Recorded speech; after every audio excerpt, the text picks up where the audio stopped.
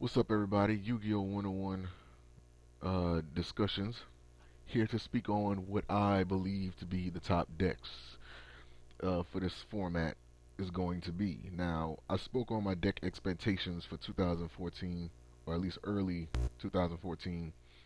Um, but so just think of this video as like an extension of that video. And again, in this video, I'm going to be speaking. I was on Duel Network, and we were talking about the what decks have the most potential to be the top decks in Yu-Gi-Oh! This format. And I was just sitting back and I was just thinking, one thing I'm really excited about in this format is that it's going to be a format where we see a lot of deck variety. And what I mean by that is it's going to be a lot of people that normally would just be playing one deck, such as the Dragon Rulers, but it's going to be more variety now because there's a lot of potential for a lot of decks to top. You know what I mean? And everybody is playing everything, or like pretty much everything. You know what I mean? Or at least for now, like I said, early format. Now, I don't think one particular deck has the potential to just dominate like that. I really don't. So this is gonna be like the most variety that we have seen in Yu-Gi-Oh like ever.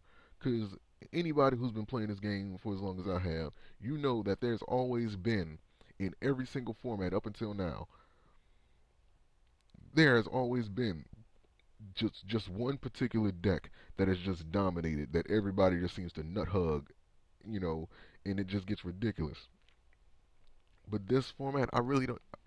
In all honesty, I can't see that happening because it's so much good coming to this game in February that it's just going to change all that. You know, it's a lot of decks that are really going to get some play. And with that being said, these are my picks for the decks that I feel that will top this early format. Now, this picture that I got going on right here, um, I have to just speak on this. It's a lot of people that hate that. That hate that. And if you do hate that, you came to the wrong neighborhood, motherfucker. So that's kind of like a running joke I got going on right there. People that hate variety, they only want one deck to be, you know, and we already know those types of people. I really don't have to speak on it. I spoke on it in many videos before, but let's get started. So the first deck, oh, and again, these are not ranged from like best to worst. I'm just doing this in like random order, so just bear with me. So the first deck that I feel will be a top deck in this January format are the Madolches. Now this right here is kind of like a gimme, but it's two reasons why. Well, actually three. Because of all of the hype around Angeli that will be coming February 15th in Primal Origins and Hoot Cake. Hoot Cake, like they have like this OTK thing going on with the Madolches uh and with Tierra Masu. It is one of those decks that I feel people will just run to. You know what I mean? And they have, like I said, they have this OTK that a lot of people like those type of builds. So the Madolches most definitely are going to be one of the top builds, you know, this early format. Next up, the Chronomalies. Now, I don't really have any good pictures I could find online besides this one and another one. So, with that being said, I'm gonna let that guy from the History Channel show, you know, pretty much be here. Yes, so there we go right there. Because this is actually going to take some philosophical explanation. Not really though, but still. But yeah, the Chronomalies most definitely. And here's the reason why I say this. Now, this may be kind of controversial, and a lot of people might hate me for saying this, but from the things I've seen happen with the Dragon Rulers, and you might hear me talking about them, you know, pretty much like once or twice in this video.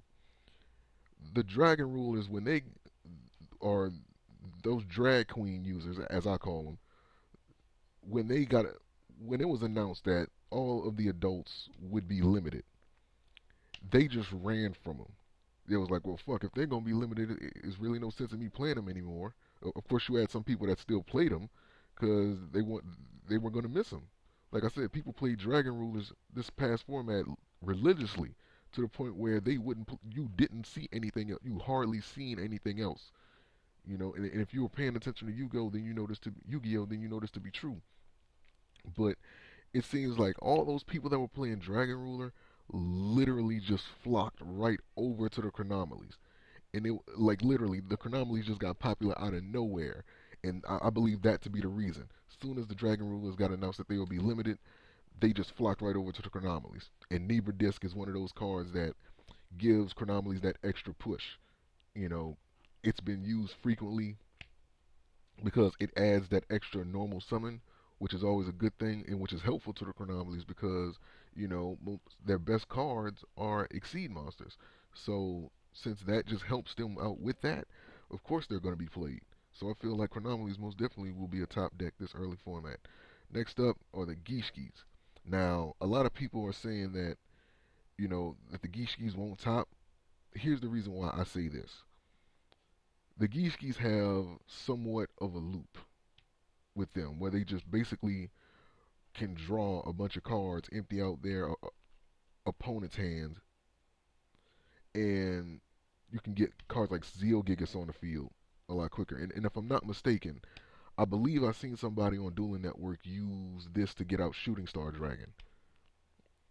And the reason why I say it's somewhat of a loop, that it doesn't necessarily come in full circle because it's more of like a, how can I put this?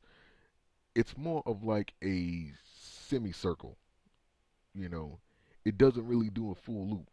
Why? Because a key card in this loop is that you have to use M7. And M7 is limited, you know, and there's only so many times you can use its effect. You know what I'm saying? It's just, I feel like it's that in itself is enough to get those people that only will play loop based builds, those builds that have those broken loops. You know what I'm saying? Like, that's enough for them to even bother with it. And then you add in uh that uh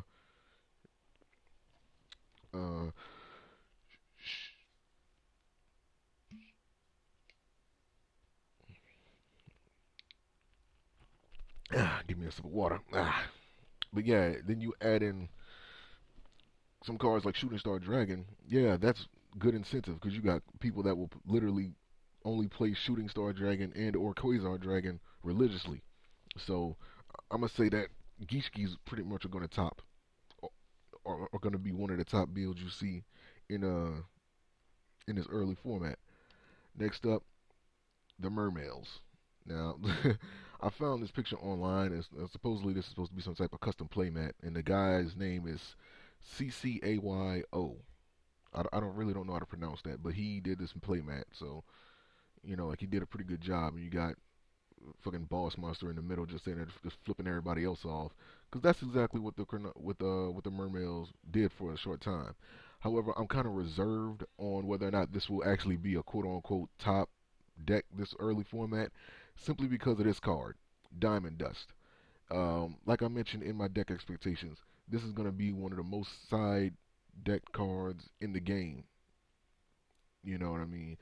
For the simple reason that this, on top of everything else that can kill the Mermails, this is one of the main cards that can do it. Now, you can see the effect right there: destroy all water monsters on the field, then inflict 500 damage to your opponent for each monster sent to the graveyard by this effect. You know, imagine the Mermails being as they are, just swarming the field non-stop, and then all of a sudden your opponent activates this. All your effort was for nothing. So that's why I'm kind of reserved to say that the Mermails are really, you know, top like that. But I still think, you know, they have that potential that can really be used, and they have been proven to be good. So I don't see why they wouldn't be one of the top decks to be played this early format. So next up, Dark Worlds.